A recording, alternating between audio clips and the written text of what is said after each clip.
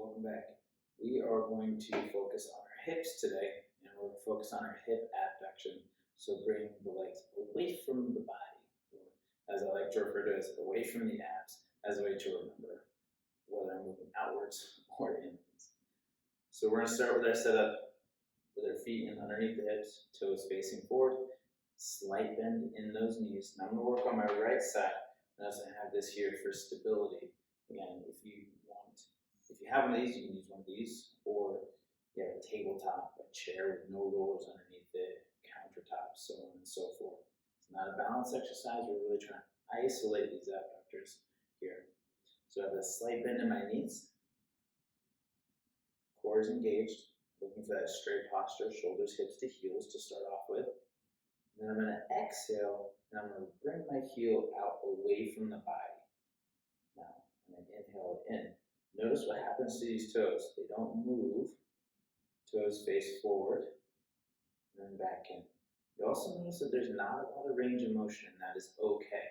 We don't want to get those glutes engaged too much. When you start to rotate out, then we can open up. We really want to hit these muscles right by our pocket. Okay, so check the posture, small bend in the knees, keep the toes forward, and then exhale, raise out to the side. The last thing I'm going to say is there's not a lot of leaning going on here either. We want to stay as erect as possible, so nice and tall. Exhale, keep the toes forward, and then inhale, gentle down. Now, if the standing hip abductions is too much, either because your balance is compromised in something that you're working on right now, or it's just too much pressure on those hips, we can do it from the seated version as well. So when we take a seat, make sure our hips are all the way on to the chair.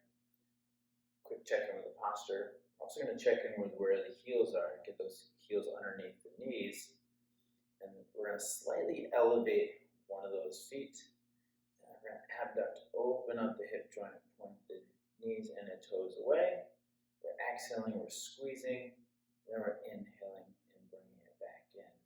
Again, it's exhale, open, let the knees and the toes point in the same direction. And then gentle back in. Pay attention to your posture. Don't get caught leaning back or arching too much. Always trying to focus on keeping a nice erect spine. And then gentle down. Finish your right side. Move on to your left.